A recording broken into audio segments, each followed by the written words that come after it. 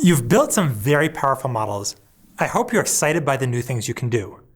I'd like to loop back now to some technical details that will help you keep growing and doing new things. By the end of this video, you'll understand how we use stochastic gradient descent to set the numeric values in both dense and convolutional layers, as well as how arguments like batch size and number of epochs affects this model training process. We'll start with an example using dense layers. To simplify the explanation, we'll take a brief detour to work with tabular data, the type of data you might manipulate with pandas or a SQL database. Imagine we want to assess someone's risk of developing diabetes in the next year. We have data about their age, weight, and a blood sugar measurement. We could draw a layer with one node for each variable. Since this layer represents raw data, we call this the input layer. Let's connect these directly to the prediction layer. Each person either develops diabetes in the next year or they don't. So there are two possible outcomes, and that's two nodes in the prediction or output layer. We'll connect these as a dense layer like you've already seen, where each input is connected to each output. But to be concrete, each connection will have a number associated with it. The numbers are called weights. I'll fill in some example weights here. For concreteness, let's consider a single person. We'll fill in the input data for that person. We can calculate the values in the next layer using a process called forward propagation. This is conceptually similar to the calculations you did with convolutions in the first video. The top node of the output layer has three connections coming into it. For each one, we multiply the weight by the value at the node the connection comes from. For example, at the top node, we have 0.1 times 50 from the age node, plus 0.1 times 80 from the weight node, minus 0.1 times 80 from blood sugar. We sum those to get 5. We do the same thing at the bottom node, and that would give us 0 from the age and weight nodes, because those have a weight of 0. But we get 0.1 times 80 from blood sugar for a total of 8. Now we have a score at both the yes and no nodes of output. The softmax function converts those into probabilities. TensorFlow handles the calculations, so you don't need to remember the softmax function. In case you're curious, putting those numbers through the softmax function gives a value of 0.05, or 5% for the top node, and 95% for the bottom node. So the network predicted this person is 5% likely to get diabetes. In case you are curious about the softmax function, I've included a link to it in the notebook. When working with tabular data, it's common to have many dense layers between the input and the output, the same way we had many layers of convolutions when working with images. The layers between the input and output are called hidden layers. The forward propagation process remains the same as what you've already seen. In this case, I calculate this hidden layer's values from the input layer. If there were multiple hidden layers, I would keep filling in values from left to right.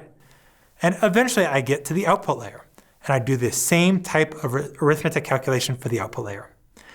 This is a slight simplification of what's normally done, because in practice we'll apply some nonlinear function at each node in the hidden layers. Including a nonlinear function helps the model capture both nonlinearities and interaction impacts between the variables better. The most common function to apply is the ReLU, or rectified linear activation function. I have a link with detail about that below, but the topic is a tangent from what we're focused on at the moment. Remember, though we just covered forward propagation to make predictions, we want to understand where the weights on the connections come from. After all, changing the weights will change your predictions, so good weights are the key to good predictions. There are three concepts to understanding how the model gets good weights. Those are loss functions, gradient descent, and backpropagation. The loss function and gradient descent showed up in our code as arguments to the compile function we ran before fitting our model. The loss function measures how good a model's predictions are. The loss function's arguments are the actual values of the target that we wanted to predict, as well as the model's predictions. As a convention, we use loss functions where lower scores are better. So if the predicted values are close to the actual values of the target, the loss function will give a low value. If the predictions are generally far off, the loss function will return a high value. For any set of data, whether the model is accurate or inaccurate will depend on the model weights. So the numeric value of the loss function on any dataset will also change if we change the model's weights. This fact is the key to our model optimization procedure, gradient descent and stochastic gradient descent. We'll use stochastic gradient descent to set the weights that minimize our loss function. Many people describe gradient descent with an analogy. Again, remember that the weights affect our predictions and thus they affect the loss function. So if we had a model with only 2 weights, we could plot the loss function on a graph against those 2 weights. In practice, we have more than 2 weights in most models, but I couldn't draw a graph with more dimensions than this. So we'll stick with 2 weights and a loss function for the sake of this explanation. In this plot, we have the loss function on the vertical or z-axis, and we have weights on the other 2 axes. I want to find the low point on the surface because that's the point with the lowest value of the loss function and thus the most accurate model. The process is a little bit like being stuck in a field with lots of hills and valleys in complete dark and trying to find the lowest point. How would you do it? You might feel which direction goes downhill most steeply and take a step in that direction. Then you'd feel around again to find which direction is downhill and you'd take another step. You repeat this until you can't go down anymore. This is basically how gradient descent works. You look at data, see which weight you can change the weights to get a little lower loss function, and you change the weights slightly in that direction. Then you repeat this to improve the weights slightly again. How do you find which way you can change the weights to improve the loss function? Basically, how do you see which way goes downhill? That is backward propagation, which we'll get to in a minute. Before we do, a couple more details are worth pointing out in gradient descent. First, we generally don't use all of our data to calculate each step. Doing so would require a lot of calculations, so it would be slow.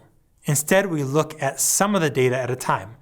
The batch size is the number of rows of the tabular data we use to calculate each step. Or if we are using images for data, the batch size is the number of images used to calculate each step. You set the batch size as an argument in your transfer learning program. We take one small batch and then the next until we've used all of our data. One time through the data is called an epoch. We incrementally improve weights for multiple epochs, so each image or data point would be used to improve weights more than once. We set the number of epochs as an argument to the fit command, as you saw in the code we wrote when trying out data augmentation. Backpropagation is the process by which we find out which way to change the weights at each step of gradient descent. Some people will be interested in learning the details, and others will want only a very general intuition for it since TensorFlow does the backpropagation for you. So I'll give a quick overview here and provide a link with more detail for those who want it. Let's go back to the network with a hidden layer. We use forward propagation to go from input data to values in the hidden layer and then to predictions. For each person in our training data, we have a value whether they actually got diabetes. Let's consider how we would change the weights to make the model more accurate for a batch of 1. And let's say the actual value of the prediction target for this person is that they didn't get diabetes. If we predicted that they wouldn't get diabetes, our loss function would take a low value with little ability to improve further. If we predicted that they were likely to get diabetes, we would have a lot of room to improve. But how do we change the weights to improve? We'll go back one layer at a time. Consider a node feeding into that prediction value, which had a positive value during forward propagation. There is a weight connecting that node to the output for no. The higher that weight is, the more likely we are to predict no. That means the model would have a better loss function for this person. So we can increase the value of this red weight, and that improves the loss function. The more we increase it, the more we'll improve the prediction for this person. But it also might cause us to be very wrong for other people in the dataset. So we'll probably only make a small change in this weight, corresponding to a small step in that field where we were looking for the low point. Incidentally, lowering the weights from this hidden node to the yes prediction has a similar effect, so we'll do that too. Even aside from changes in that last set of weights, the value in the hidden node may have contributed to making our predictions either more or less accurate. That is, raising or lowering the value in that node might improve our predicted probabilities. We can change the value in that node by changing the weight that feed into it. If we had many layers, we would continually iterate back from right to left until we got to the leftmost set of weights. The mathematics of calculating how to change weights that are far back involves the chain rule from calculus, and each time we move leftward in the diagram, TensorFlow uses a calculation that it's already done for changing weights further to the right. The size of weight changes is determined by something called the learning rate. Low learning rates mean that your model may take a long time training before it gets accurate. High learning rates mean your model may take huge steps around in that field, always jumping over the best weights and never getting very accurate. But if your model isn't improving as it trains, you could try a different value from, say, half that to about 0.03. Even better, you can use the argument optimizer equals atom for a special variation of gradient descent that automatically figures out the best learning rate throughout the gradient descent process. While we have demonstrated this with dense layers, it works the same with convolutional layers. Each weight in each layer has an impact on the prediction. We iteratively make small updates to those weights, trying to find the low point of our loss function. If you wanted more mathematical detail, you can read it in the links below.